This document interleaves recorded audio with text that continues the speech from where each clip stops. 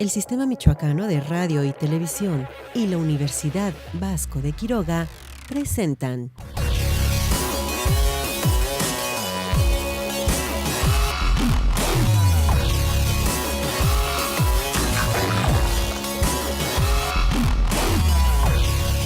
Tema Libre.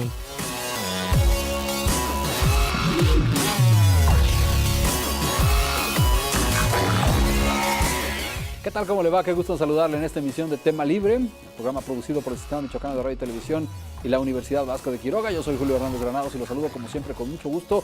Le agradezco que me acompañe y lo invito con mucho respeto a que se quede con nosotros durante los próximos 60 minutos y nos permita compartir con usted este tema libre que es de interés sin lugar a dudas de toda la población y de interés también, por supuesto, de nuestros compañeros universitarios que en este caso pertenecen a la Escuela de Medicina de la Universidad Vasco de Quiroga. En un momento se los voy a presentar y le presentaré también a nuestro invitado y entrevistado de este día, pero antes déjeme presentarle la introducción a este programa que hemos dedicado a la salud, particularmente a la salud de las familias y sobre todo al tema de las enfermedades respiratorias tan recurrentes en épocas en que cambia el clima y en que solemos descuidarnos y descuidar la salud de los integrantes de nuestra familia. Vamos a ver la introducción.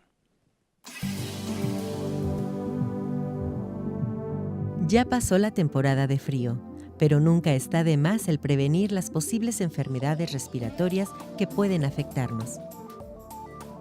El problema no se encuentra necesariamente en el aire, sino en los hábitos higiénicos que se tienen, pues a veces se pueden contraer enfermedades a causa de los alimentos. Las enfermedades típicas suelen ser bronquitis, que afecta a nuestros bronquios, el enfisema, que afecta a nuestros pulmones, el asma, cuyos ataques pueden ser de una consecuencia irreparable. La manera de prevenir estas enfermedades respiratorias en temporada de frío es abrigándose bien, sobre todo a los niños y a los adultos mayores. Pero en épocas de calor y verano siempre es bueno refrescarse con aguas naturales y frutas tropicales, sobre todo cítricos. Cuando se presente un cuadro de infección a los bronquios, es necesario acudir al médico para evitar problemas agudos en nuestra salud y evitar el automedicamento.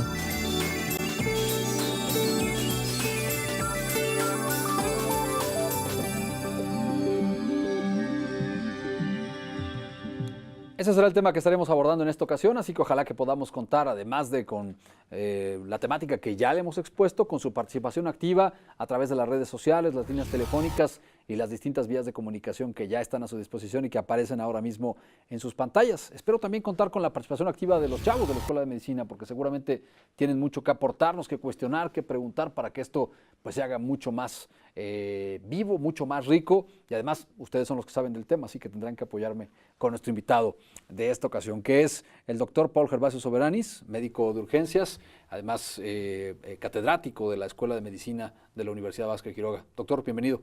Muchas gracias, Julio. Gracias por estar acá con nosotros. Un gusto estar aquí. Vaya que el tema de la salud y particularmente del cuidado y la prevención de la salud está más vigente que nunca, ¿no? Hoy por hoy el mundo ha ido trascendiendo muchos de los problemas de salud, ha logrado superar muchos de los problemas de salud que aquejaban a la humanidad. La esperanza de vida está mejor que nunca, pero a pesar de eso la calidad de vida que se tiene durante buena parte de nuestra vida pues no es precisamente la mejor.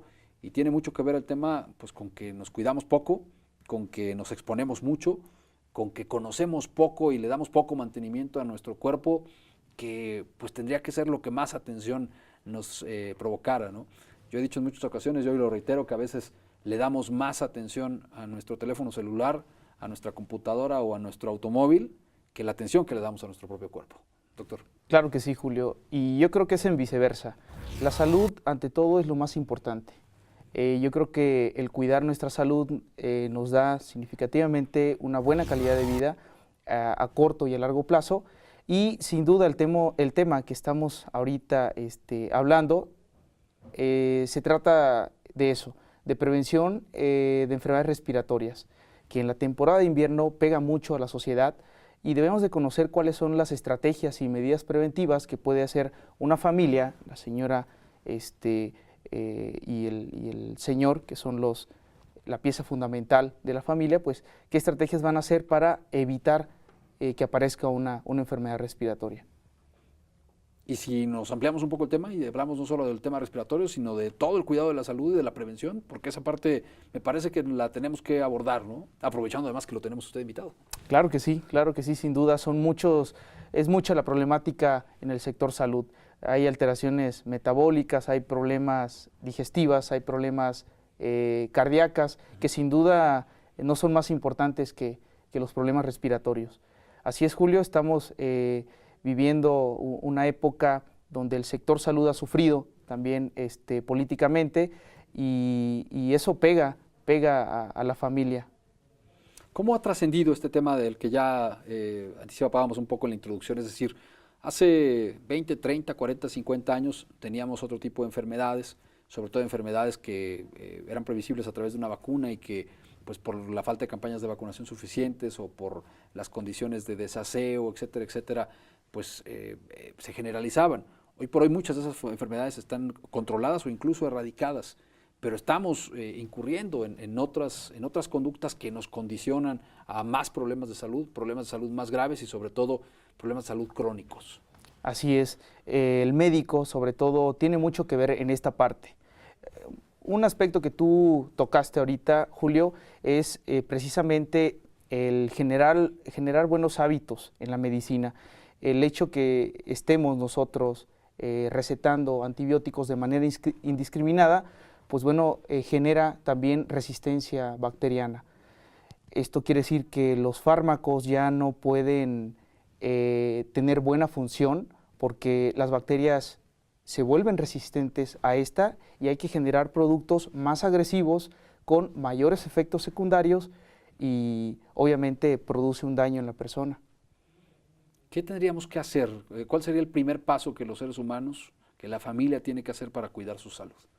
Bueno, la Organización Mundial de la Salud anualmente hace reuniones y ha estipulado de manera concreta que la medicina preventiva y el primer nivel es pieza fundamental para evitar que una persona se enferme. Y en la familia pueden hacer mucho pueden hacer para evitar una infección. Una medida preventiva que es muy eficaz, ¿sí?, es mantener hábitos higiénico-dietéticos en todos los integrantes, a manera de tener la casa limpia, de evitar humedad, evitar crecimiento de hongos dentro de la casa para postergar el inicio de una enfermedad. Otras medidas que se han hecho es evitar la exposición brusca del ambiente de frío a calor, ¿sí? El esquema de vacunación también que debe estar completo y evitar también, como medida general, evitar realizar ejercicios en épocas de frío. Bueno, pues ahí tenemos una serie de primeros pasos que me parece que son fundamentales, que tenemos que tomar en cuenta, pero no son los únicos que vamos a estar abordando. Abordaremos el tema de la automedicación, abordaremos el tema de los riesgos que hay precisamente con la automedicación, pues de enmascarar o de maquillar algún padecimiento más grave que probablemente se está desarrollando y nosotros pensamos que es solamente una gripa, un malestar estomacal, por lo que vale la pena acudir a su médico de cabecera para estar atentos. Abordaremos también el tema de la prevención, que es fundamental para los casos de salud y por supuesto de los tratamientos a los que debe sujetarse cualquier persona, cualquier familia, cuando se trata precisamente de prevenir las problemáticas de salud. Y estaremos sobre todo platicando con los chavos de la Escuela de Medicina de la Universidad Vasco de Quiroga, a quienes también les doy la bienvenida. Muchas gracias por estar con nosotros este día, porque ellos tendrán muchos de los planteamientos, comentarios, sugerencias y sobre todo preguntas que hay que hacer en este programa a nuestro invitado y por supuesto, pues como médicos familiares, ellos son el primer contacto que tienen muchos pacientes y muchas familias y saben pues cuáles son muchas de las inquietudes que usted tiene en materia de salud y que tendremos que estar abordando en este espacio. Así que si el doctor Paul Gervasio Sobranis está listo, vamos a estar platicando de eso cuando regresemos de la pausa. Muchas gracias. ¿Está preparado? Vamos a la pausa y regresamos precisamente a hablar aquí de salud. Vamos a abordar el asunto, por supuesto, de las enfermedades respiratorias, abordaremos el asunto de la automedicación y algunos otros temas de salud que valen la pena que usted conozca y que nosotros pues tratemos de abordar y de resolver a través de este tema libre. Vamos a la pausa y volvemos.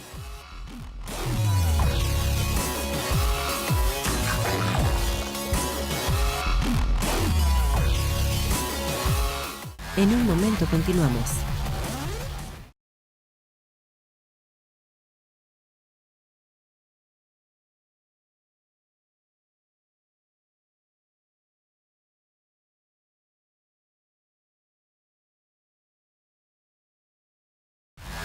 Regresamos. Ahora nos encontramos con el doctor Luis Cárdenas Bravo, director de la Escuela de Medicina de la Universidad Vasco de Quiroga. Doctor, cuéntenos, ¿qué son las enfermedades respiratorias y cómo podemos prevenirlas? Fíjate que hoy en día uno de los grandes logros de la medicina pues ha sido el hecho de la vacunación oportuna. Ya desde hace algunos años se vacuna a los niños frente al Haemophilus influenzae, frente a la influenza, la gripa, y se ha introducido ya también la vacuna contra el neumococo, ya como parte pues del esquema de vacunación de los niños. Esto ha dado lugar a un avance muy importante, incluso ha traído paralelamente un beneficio en disminuir las meningitis que antes causaban muchísimos daños cerebral, incluso muchas muertes a los niños por estas complicaciones, ¿sí? Hoy en día tenemos que entrar también a la cultura y es a lo que yo quiero hacer referencia. Mira, el principal problema que estamos teniendo es que el microbio que causa estas infecciones se llama neumococo, es el más frecuente, no es el único, por supuesto. Este microbio causa el mayor número de neumonías y de infecciones respiratorias y cada vez está siendo más resistente a los antibióticos. Entonces ese es un problema muy serio porque las infecciones ya no se curan tan fácil, una neumonía ya no se cura tan fácil, incluso con los mejores antibióticos. Y por lo tanto ahorita la cultura que tenemos, y es lo que yo quiero hacer énfasis a todo el público, es que se vacunen contra el neumococo, ¿sí?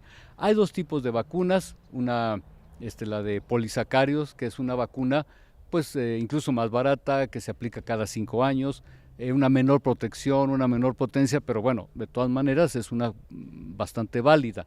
Y hay otra que se llama la vacuna conjugada, que tiene mucho mejor efecto, prácticamente es una dosis en la vida, tiene un efecto muy largo, mucha mejor protección, más costosa, pero bien vale la pena. Doctor, agradecemos por esta valiosa aportación. Nosotros regresamos al estudio. Esto es Tema Libre. Gracias, qué bueno que sigue con nosotros aquí en este Tema Libre, hoy hablando acerca de cuestiones médicas y de salud que nos ocupan y nos preocupan a todos, ¿a poco no? Y sobre todo, pues dudas que podemos resolver. Casi siempre tenemos miedo de acudir a nuestro médico. 1, pues por ahorrarnos la consulta. 2, para que no nos dé una mala noticia. 3, porque hay a quienes no nos gusta sujetarnos a una dieta rigurosa o a un esquema de medicamentos, que muchas veces es la disciplina que nos imponen los médicos. Así que la gente por eso solemos recurrir mucho a respondernos nosotros mismos a las dudas que tenemos sobre salud. Pare con eso. Hay que resolver las dudas con el médico y aprovecho que está aquí el doctor para planteárnoslas a través de las redes sociales. Y bueno, pues también aproveche para acercarse a su médico. Hoy, por fortuna, no solamente dentro del sistema de salud institucional, sino incluso en los sistemas de salud particulares, hay muchos médicos que están atentos para servirle, para responder a sus preguntas y comentarios. Vamos a ver qué dudas, qué preguntas, qué comentarios tiene la gente con respecto a los temas de salud respiratoria, tema con el que abrimos este espacio. ¿Qué sabe la gente sobre las enfermedades respiratorias y también cómo se las atiende cuando le toca enfrentar una? Vamos a verlo. ¿Cómo podemos prevenir las enfermedades respiratorias? Al estornudar o toser tenemos que toser en el pliegue del codo, bueno, aquí en el pliegue, para que se evite la transmisión de las gotitas, que son las que hace que las demás personas se enfermen. Es una de las principales, y de las demás, pues cuando hace frío, salir bien abrigado. No fumando, tratando de no contaminar el aire, y al igual que haciendo ejercicios con globos para oxigenar más los pulmones. Alimentándose bien primero que nada para que tu sistema inmunológico pues esté resistente a las bacterias. También tomar vitaminas es importante, abrigarte. Abrigándote bien, alimentándote bien para que tengas buenas defensas y tu sistema inmunológico pueda resistir los cambios de temperatura. Bueno, pues ahí tiene usted las opiniones y planteamientos de la gente y algunas dudas y comentarios que nuestros amigos del público tienen con respecto al tema de las enfermedades respiratorias. La más común es la gripa, pero no es la única, y ahí solemos todos como que estacionarnos, ¿no? Tengo una gripa y en el mejor de los casos me quedo en cama y me automedico o me atiendo con algunas recetas de la abuela. pero lo primero que tendríamos que hacer ante una gripa es acudir al médico porque podríamos estar ante una circunstancia más delicada. Sí, así es. Generalmente las personas no le dan la importancia que se deben a los síntomas y signos que pueden presentar. Esto va desde iniciar con tos, iniciar con malestar general, iniciar también con molestias muy comunes, escurrimiento nasal, y bueno, por diferentes ocupaciones o por no disponer del tiempo suficiente, se les hace muy fácil a las personas pues automedicarse. Y lo primero que ven pues es lo que la televisión les muestra, ¿no? Ya actualmente la televisión tiene un poder muy importante en la decisión o en la toma de decisiones de las personas, que al ver un comercial pues ellos ya definen o entienden qué es la enfermedad que presenta, y es lo primero que ingieren. Esto puede tener consecuencias graves, inclusive, como bien lo dijiste en su momento, enmascarar una enfermedad que por su naturaleza de evolución, pues puede trascender a un problema, en este caso, tratando el tema respiratorio, a una enfermedad respiratoria severa. Me interesa mucho escuchar el planteamiento de nuestro compañero estudiante de la Escuela de Medicina. Nombre, grado y preguntas, si está mal. Hola, soy Diego Carrillo, soy de tercer semestre de Medicina en la Universidad Vasco de Quiroga, y pues a mí me interesaría saber cuáles son las manifestaciones que nos indican una enfermedad respiratoria grave. Gracias, Diego. Doctor. Muy buena su pregunta, Julio. Los síntomas o molestias que nos indican que estamos ante una enfermedad respiratoria grave inicia con datos de dificultad respiratoria severa. La persona en ocasiones no puede generar una conversación. ¿Por qué? Porque le cuesta mucho, no puede meter aire a las vías respiratorias. O sea, en una gripe normal no tendríamos esta dificultad. Claro que no. Ok. Pero ya cuando puede ser algo más delicado, nos empieza a costar trabajo respirar. Así es. Tenemos otros datos como las uñas o la parte de los pulpejos de los dedos se nos ponen morados. Podemos tener alteraciones de la movilidad de las costillas, hundimiento del pecho en caso de menores de 5 años de edad, y ruidos agregados en el tórax. Estos se escuchan a manera de silbidos o ronquidos. Son datos que sin duda nos hacen pensar de una afección respiratoria grave. ¿Temperaturas altas? ¿Puede ser? Puede también presentar temperatura mayor a 39 grados centígrados, alteraciones de la conciencia, en ocasiones puede tener desmayos, y estamos ante un cuadro grave, que sin duda ya viene teniendo un proceso evolutivo. ¿Qué enfermedades respiratorias graves son hoy las que más atiende el sistema de salud? Bueno, iniciando con el grupo etario más frecuente. Los niños. Los niños. Los menores de 5 años de edad presentan en primer lugar bronquiolitis, ¿sí? Que es una inflamación de los bronquios, de las vías respiratorias bajas, con todos los síntomas, neumonía adquirida tanto en la comunidad como a los niños que ingresan a hospitales para algún tratamiento. Ahí también desarrollan neumonía adquirida en los hospitales, y dentro de otra enfermedad más frecuente es asma bronquial. Son de las 3 principales enfermedades de ese grupo etario. Si nos vamos al polo de la senectud, de las personas mayores de 60 años de edad, pues tenemos también enfermedades respiratorias propias para ese grupo de edad, que son la enfermedad pulmonar obstructiva crónica, que engloban aquí bronquitis crónica y enfisema.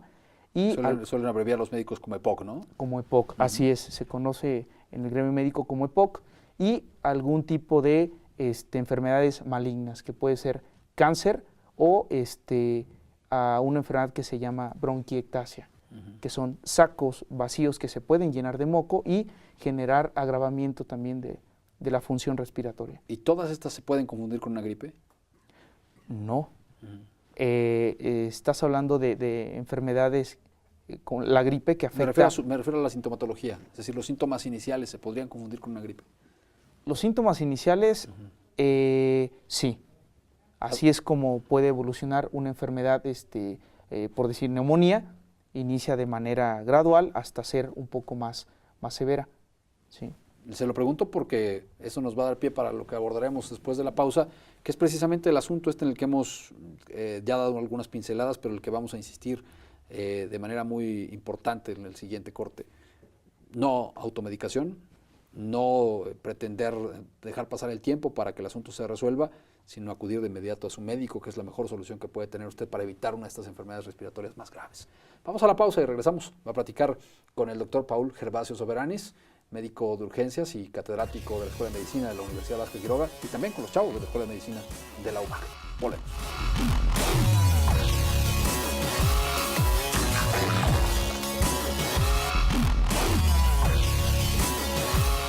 En un momento continuamos.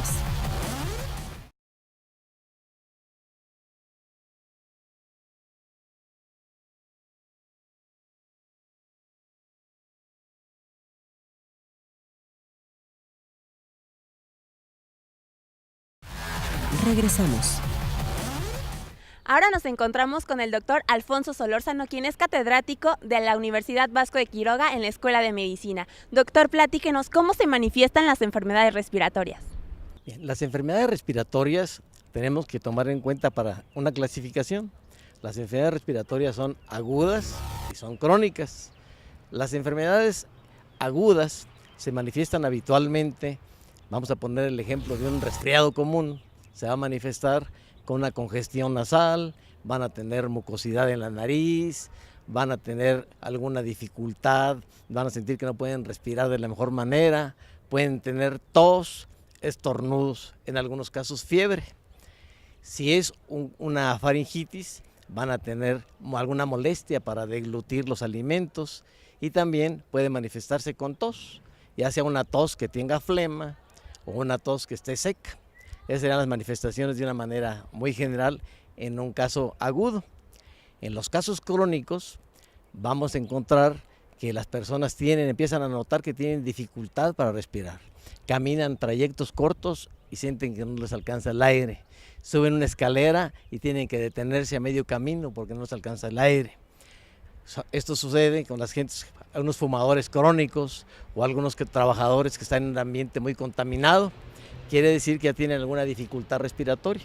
Bueno, agradecemos por esta valiosa aportación. Nosotros regresamos al estudio. Esto es Tema Libre. Gracias que sigue con nosotros aquí en Tema Libre. Hoy estamos hablando de la salud en este espacio coproducido por el Sistema Michoacano de Radio y Televisión y la Universidad Vasco de Quiroga. Y salimos a las calles a preguntarle a la gente, ¿qué me recomienda cuando yo estoy empezando a tener un problema respiratorio? ¿Qué es lo que habitualmente le recomiendan a sus conocidos, a sus familiares? Incluso, ¿qué hacen ellos cuando empiezan a tener un problema respiratorio? Vamos a ver qué fue lo que respondieron. ¿Cuáles son las enfermedades respiratorias más comunes? Algunas enfermedades obstructivas que son por causa de tabaquismo. Comúnmente también depende de la temporada. Puede deberse a cambios de temperatura, en la cual puede preceder a como de enfermedades de tipo infecciosa, como la comúnmente conocemos neumonías o actualmente influenza, que es en estos momentos cuando son los cambios repentinos de temperatura en la cual las personas no se abrigan adecuadamente. Tengo entendido que es la bronquitis y la neumonía y bueno, también enfermedades asociadas con el tabaquismo. De los cuadros respiratorios más frecuentes pues son los cuadros gripales y estos son generalmente causados por virus, los que son más frecuentes. La gripa, la bronquitis, el asma. Bueno, pues ahí tienen ustedes muchas de las respuestas que nos plantea nuestro público. Hablan de esa proclividad que tenemos, yo no sé si todos en el mundo, pero sí los mexicanos, muy acentuada a automedicarnos, a autogenerarnos tratamientos, sobre todo cuando se trata de enfermedades respiratorias, porque son tan comunes que muchas veces pretendemos que todas las vamos a curar, incluso con el medicamento que utilizamos y que nos funcionó hace 2 o 3 o 4 años y que probablemente ya está hasta caducado. Doctor Paul, ¿qué opina usted? Bueno, desgraciadamente en nuestro país se ha generado un mal hábito de buscar alternativas de tratamiento sin acudir con el profesionista de la salud. Y bueno, basta con ir a la farmacia que facilita cualquier tipo de medicamentos. Ahora está sujeto ya a normas y en general no es tan fácil hacerse de antibióticos, pero bueno, las personas lo buscan, lo administran de manera inconsciente y bueno, va a generar problemas negativos en la salud de la persona. De manera inicial presenta la persona dolor de cabeza, presenta gripe, estornudo de manera ocasional. Bueno, eso de manera puntual no genera ningún beneficio, ¿sí? Pero al no tratarse de la evolución de una enfermedad grave, pues las mismas molestias van desapareciendo sin ayudar el tratamiento que utiliza la abuela o la mamá, sin ayudar a ese problema. Puede ser la solución en muchos casos, pero no en todos. Así es. Y lo mejor, pues es que uno vaya con su médico, descarte cualquier padecimiento mayor y ya si el médico le dice, no, mire, lo que usted tiene es una gripa, repose, entonces sí, además del reposo, se receta usted un tecito de hierbabuena o el vaporrub o esas cosas, pero ya cuando el médico ha descartado que se trata de un problema mayor, ¿no? Claro que sí. Vamos a ver si tenemos más preguntas de nuestros amigos de la Escuela de Medicina. Adelante. Hola, soy Alejandra Vargas de la Universidad Vasco de Quiroga y mi pregunta es, ¿qué otros cuidados podría ser útiles para ya cuando el doctor te dio el tratamiento, qué más podría ayudar? Doctor. Muy bien. Como medidas generales, después de iniciar el tratamiento médico, es adecuado evitar realizar ejercicios por la mañana y por la noche, sobre todo es que cuando baja más la temperatura. Otra medida es de que a los niños les den el esquema de vacunación completo, ¿sí? Esto puesto que la mayoría de las familias no tienen el hábito de completar su esquema de vacunación, sobre todo en los menores de 5 años de edad. Una medida que es muy frecuente también es sobre la higiene en el hogar, debido a que la suciedad, la humedad, la falta de ventilación en los hogares genera proliferación de hongos, genera proliferación de bacterias, que sin duda al entrar en contacto con un mueble sucio, con un vaso contaminado, pues es la parte inicial, ¿sí? de presentar nosotros una infección ya adquirida en el mismo hogar. Otras medidas que el sector salud ha hecho mucho hincapié es en evitar el fumar en lugares cerrados y evitar fumar. Así es, quitar el hábito del tabaquismo, que es algo muy difícil, pero se está logrando. Un paso muy importante ahí es generar conciencia en las personas de que el fumar de manera prolongada pues les produce cáncer, enfisema o alguna enfermedad en cualquier aparato y sistema. Ya está demostrado eso y se está trabajando en esa parte. A lo que iba es que muchas de las casas rurales tienen cocina, pero una cocina con estufa que no tiene ventilación. Entonces todo el humo que genera ahí un efecto de biomasa, le llaman los médicos, pues evita que se dé una respiración adecuada y esto influye en que se presente una enfermedad respiratoria como bronquitis crónica, como enfisema, y es un gasto a nivel del sector salud muy, muy importante.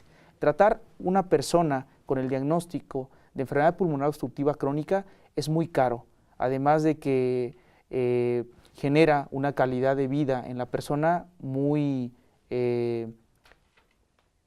incapacitante, muy incapacitante. Yo recuerdo que cuando fue la emergencia nacional por la influenza H1N1, había una recomendación insistente con respecto a la higiene.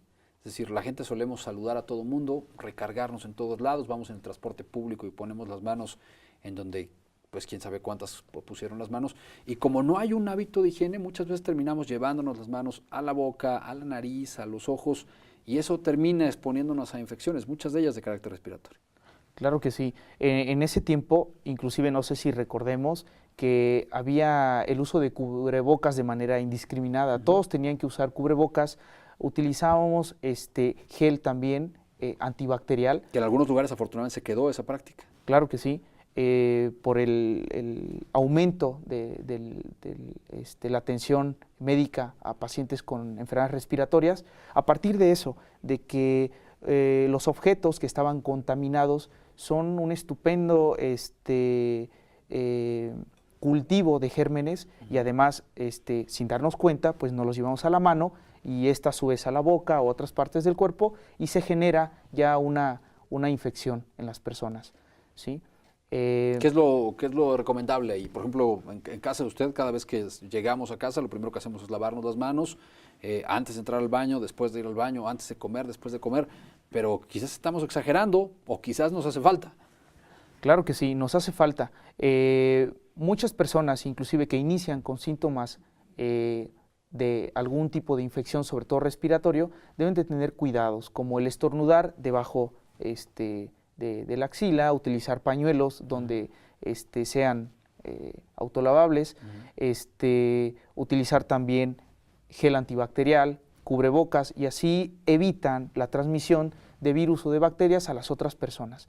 El simple hecho de que yo estornude a 2 metros frente a una persona, pues eso ya es un factor de riesgo muy importante para transmitirle bacterias, virus y gérmenes que sin duda puede iniciar una infección en una persona.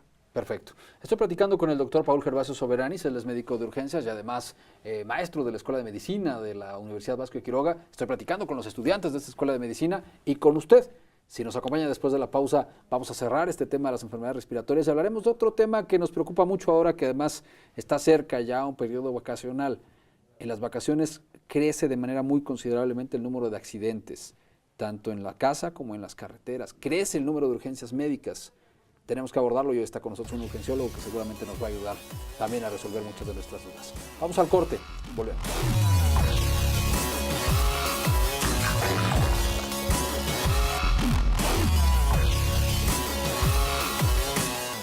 En un momento continuamos.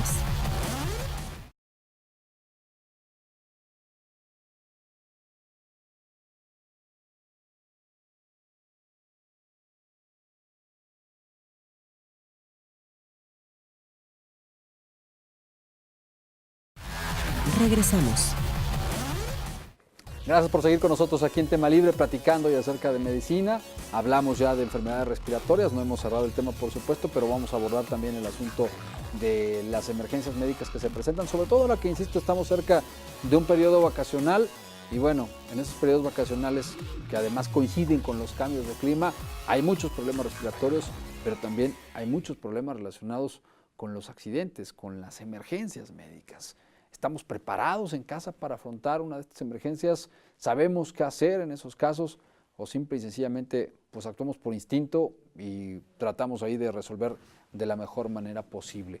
¿Qué tanta información tenemos para cuidarnos y para reaccionar ante una emergencia médica? ¿Qué tanta gente que nos ve o nos escucha sabe, por ejemplo, sobre los temas relacionados con un botiquín, etcétera, etcétera? Se lo pregunto a nuestro invitado, que es el doctor Paul Gervasio Soberanis. Muchas gracias.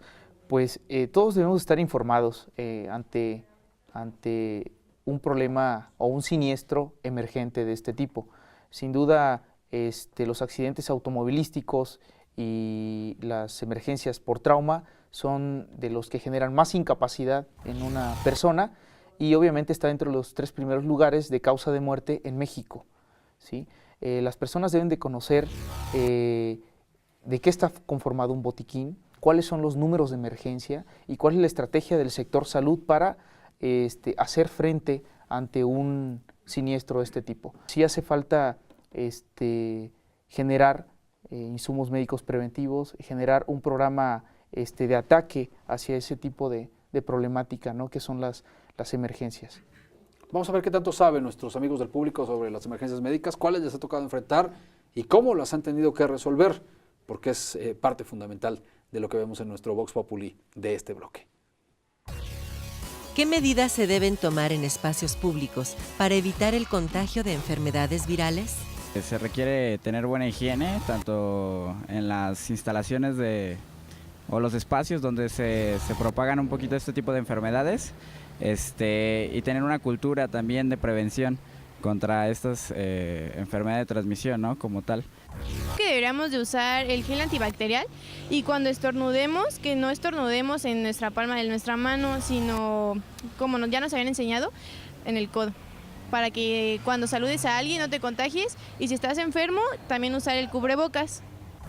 cuando haya mucha gente pues en una combi, nosotros debemos de pues usar cubrebocas si estamos enfermos, o si cuando nos agarramos, por ejemplo, del tubo de la combi y al momento de comer nos tenemos que lavar las manos antes de comer para evitar el contagio de la gripa. Hay que usar gel antibacterial. Cada vez que tengas tos o estornudes hay que usar el antebrazo, la parte interna del antebrazo, y hay que usar cubrebocas para evitar que, si no alcanzas a taparte, evitar esparcir la saliva, que es donde se traspasan los virus. Vaya historias a las que se han tenido que enfrentar nuestros amigos del público y además las soluciones a las que han tenido que recurrir, porque como ya lo anticipaba el doctor Paul Gervasio Soberanis, tenemos poca información en la materia, somos poco proclives a estar prevenidos y a tener botiquín en casa y sobre todo a saber cómo atender cualquiera de estas emergencias, y además pues seguimos teniendo esa resistencia a acudir al médico aún cuando estemos enfrentando una emergencia. Vamos a ver qué preguntas tienen nuestros compañeros y amigos de la Escuela de Medicina de la Universidad Vasco de Quiroga. Tu nombre y tu pregunta, si eres tan amable.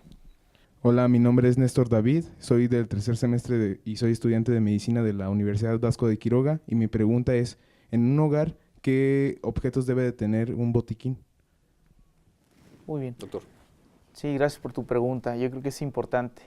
Dentro de los insumos médico-preventivos que debe tener un botiquín, bueno, los principales está un frasco de alcohol.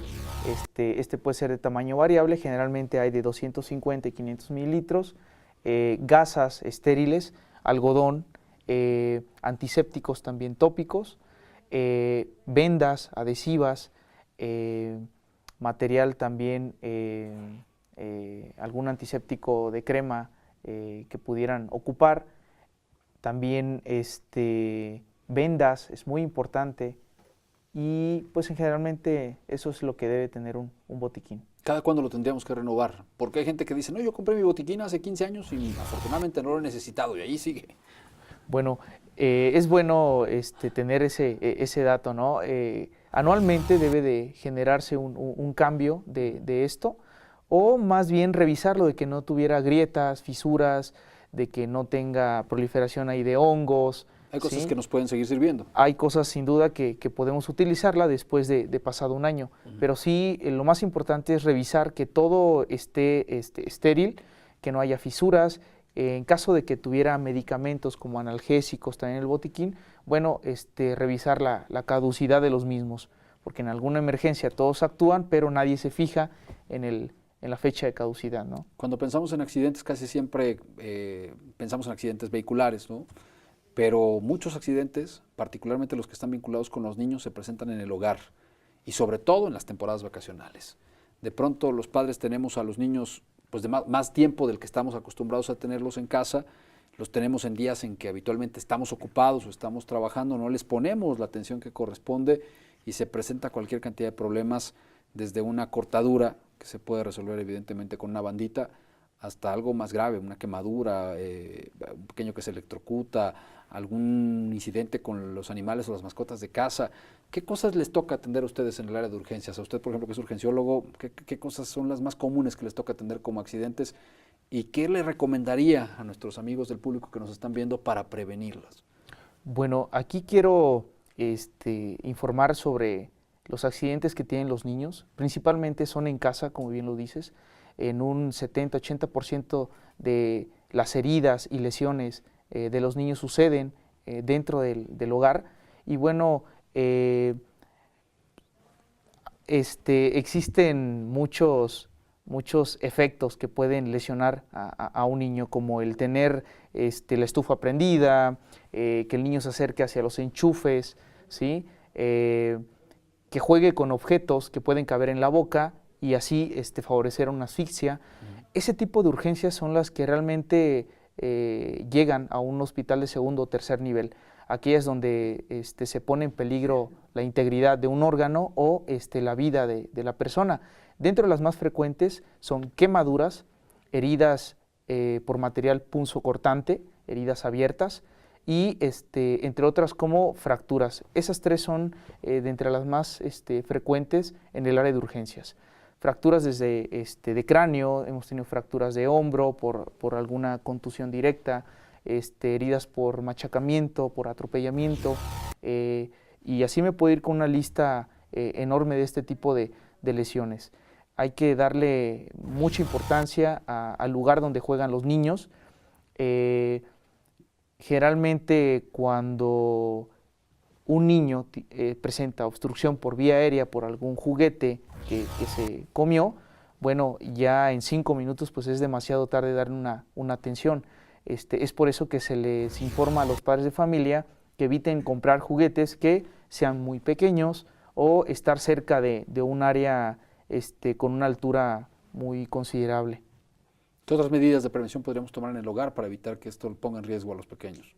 Claro que sí, medidas preventivas como sellar los contactos de conexión de luz, guardar también químicos, evitar guardarlos en frascos de bebidas que todos conocemos. Generalmente el niño lo ve y piensa que es un refresco y lo que ingiere pues o es cloro, o es sosa cáustica, o es un material que utiliza la madre familia como de limpieza, y claro que tiene efectos hasta la muerte, ¿no? Y lo mejor sería guardarlos en lugares altos o incluso bajo llave, ¿no? Claro, así es, y ponerlos en frascos pues que no los identifiquen como de ingestión cotidiana, ¿no? En frascos muy herméticos, fuera de las áreas donde ellos jueguen y en lugares muy altos. Vamos a seguir hablando de este tema porque sin lugar a dudas es muy importante, particularmente para quienes somos padres de familia, pero si me permite tengo que hacer una pausa y regreso. Estaba platicando con el doctor Paul Gervasio Soberanis, que es médico urgenciólogo y además maestro de la Escuela de Medicina de la Universidad Vasco de Quiroga. Regreso para seguir hablando con él y precisamente con los estudiantes de medicina de la UBAC. No se vayan.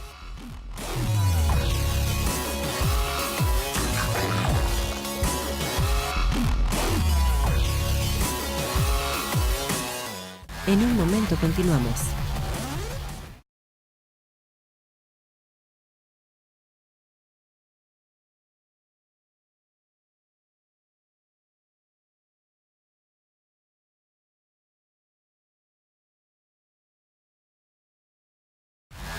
Regresamos. Gracias por seguir con nosotros aquí en este espacio de Tema Libre, la coproducción del Sistema Michoacano de Radio y Televisión y de la Universidad Vasco de Quiroga, relacionada precisamente hoy con los temas de salud y platicando con médicos de la UBAC, con un urgenciólogo, con los alumnos de la Universidad Vasco de Quiroga. Estamos listos para una pregunta más de nuestros compañeros universitarios. Vamos a escucharla con mucho gusto y con atención. Nombre y su pregunta, por favor. Mucho gusto, doctor. Mi nombre es Mauricio González Hernández. Soy del primer año de la carrera de Medicina en la Universidad Vasco de Quiroga y mi pregunta es, en caso de que el menor dé la ingesta de algún objeto o algún juguete, en ese momento los padres, ¿qué pueden hacer? Bueno, en ese caso las medidas deben de ser rápidas. Debemos de actuar inmediatamente verificando primero que el niño esté respirando. Si no está respirando, bueno, podemos colocar su cuerpo en una superficie plana, rotarlo hacia el lado izquierdo y verificar si tiene aún el objeto obstruyendo la vía respiratoria. En este caso, verificando si tiene el juguete. Así es, se toma el mentón, se desplaza hacia abajo y se puede hacer un barrido con el dedo.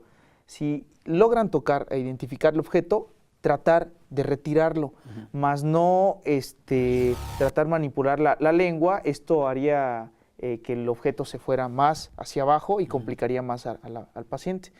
Si no encuentran algún objeto, tratar de realizar respiraciones de salvamento. Esto quiere decir que ocluyo la nariz, las fosas nasales, realizo apertura de la boca y doy 3 respiraciones o respiraciones de rescate. Cuando habla de ocluir la nariz, ¿es que cerrarla, taparla? Sí, así es, tapamos la nariz, abrimos la cavidad oral y tratamos de dar respiraciones. Si vemos que al realizar las respiraciones de salvamento se infla el pecho, bueno, es que debemos de continuar esta maniobra y llevarlo inmediatamente al área de urgencias. Si el aire no pasa y el tórax no se levanta, pudiera tratarse de una obstrucción de cuerpo extraño en vía respiratoria baja y es una urgencia inmediata. La persona debe de acudir en menos de 5 minutos a una unidad de urgencias para hacer la extracción de ese cuerpo extraño. ¿Aun cuando el paciente no esté respirando? Aun cuando el paciente no esté respirando, es trasladarlo inmediatamente, llamar al 066, pedir una ambulancia. Claro, ya el servicio de paramédicos es el experto en el manejo prehospitalario. Ya cuando nos llega a nosotros a urgencias, bueno, la terapéutica es totalmente diferente, desde intubación endotraqueal, bueno, antes realizar la extracción con unas pinzas especiales y darle ventilación a esa persona. Hay la creencia de que muchas veces presionando la boca del estómago de manera muy fuerte puede expulsarse este objeto. ¿Esto Claro. sigue siendo útil? Sí, claro que sí, en pacientes que están con deterioro neurológico o que tienen estado confusional, y tú los ves que te indicaron que se están ahogando, Ajá. una de las señas principales es esta, ¿no? Es una seña internacional, el que quiere decir que se está ocluyendo y la misma persona te señala, ¿sí? En este momento nos colocamos en la parte posterior, ¿sí? Colocamos un abrazamos puño desde atrás. Desde atrás, así Ajá. es, lo abrazamos desde atrás, colocando un puño en la boca del estómago, por debajo del huesito del pecho, y con la otra presionamos hacia adentro Lo y más hacia fuerte arriba, posible. lo más fuerte, las veces que sean necesarias, hasta lograr que expulse el objeto, ¿sí? ¿También aplica para un niño?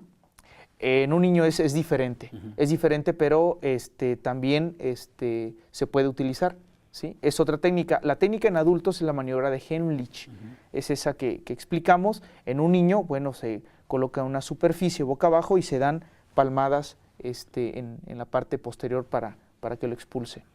Muchas veces los accidentes que tienen que ver con los niños están relacionados con el contacto con energía eléctrica, con los contactos o con una quemadura derivado de que juegan en la cocina y de pronto jalan la olla que está cocinando la mamá. Las medidas preventivas pues ya nos las planteó, es decir, hay que bloquear los contactos eléctricos, hay que cocinar lo más lejos de los niños, es decir, en las dos parrillas que están más cercanas a la pared y menos cercanas a la parte pues del pasillo. Pero ya cuando ocurrió una circunstancia como esta, es decir, un niño electrocutado o quemado, ¿qué debemos hacer? Bueno, en el caso del niño que presenta quemaduras físicas o químicas, y hay otra clasificación muy amplia de los tipos de quemaduras, es importante, si es una quemadura por físicos como agua hirviendo, es importante volver a lavar con agua a temperatura ambiente, ¿sí? Lavar el área. En algunas ocasiones las amas de casa tienen algunas medidas que se los transmitió la abuela, que colocan bisteces, jitomate, algún brebaje, alguna sustancia que puede irritar más aún y dañar más aún la zona que estuvo afectada por la quemadura, ¿sí? Existen algunas cremas que las personas pueden comprarlo sin receta médica. Una de las más famosas es la sulfadiazina de plata.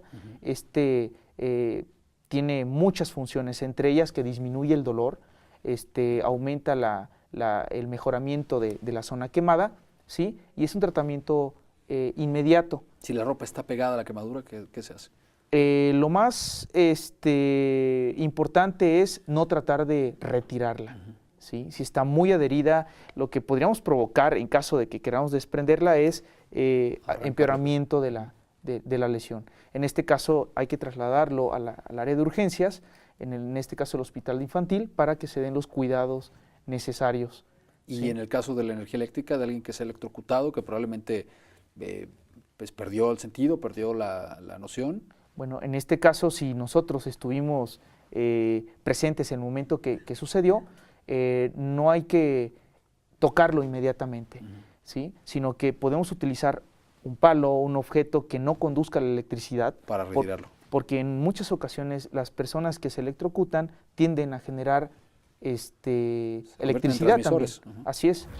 Entonces podemos ahí romper con la carga, con un objeto que no sea conductor de electricidad, y posteriormente realizar los cuidados necesarios inmediatos, que es vigilar que esté respirando, vigilar que tenga pulso. De lo contrario, llamar al servicio de urgencias lo más rápido posible. Bueno, me parece que hay dos verdades incontestables en los dos temas que hemos abordado hoy, tanto en enfermedades respiratorias como en la cuestión relacionada con las urgencias médicas. Primera verdad incontestable, que la mejor herramienta que tiene usted contra estos dos circunstancias la prevención. Es decir, si tomamos las medidas de prevención para no enfermarnos, ya el doctor las explicó, si tomamos las medidas de prevención en casa para evitar una emergencia, un accidente, una circunstancia como estas, seguramente que vamos a tener muchas menos preocupaciones y sobre todo que vamos a evitar una desgracia mayor. Y lo segundo, que usted tiene que acudir a su médico de inmediato. Es decir, si está usted ante una gripa, si está usted ante una emergencia médica, hay que acudir al médico para descartar cualquier otra cosa que se pueda estar presentando. A veces la unidad de emergencia puede ser la alternativa, pero a veces están tan saturadas que pues una clínica, un hospital o simplemente un médico particular o un paramédico que esté cerca pueden ser una solución, pero no trate de resolverlo usted. Ahora, lo mejor también que podemos hacer pues es irnos capacitando y todos los días tener mejor conocimiento para enfrentar estas circunstancias. Claro que sí. Doctor, muchas gracias por estar con nosotros. Julio, muchas gracias. Es el doctor Paul Gervasio Soberanis, médico de urgencias y maestro de la Universidad Vasco de Quiroga. Jóvenes, gracias por estar con nosotros. Ahí está, doctora, gracias. Que esté usted muy bien. Y gracias a usted por su atención y confianza. Yo lo espero en la próxima emisión de este Tema Libre a través del Sistema Michoacano de Radio y Televisión y a través, por supuesto, de la Universidad Vasco de Quiroga, que es nuestra coproductora y la sede para que podamos realizar este programa. Gracias a todo este maravilloso equipo de producción que nos ayuda a llevar el Tema Libre y a usted por su atención y confianza. Nos vemos la próxima.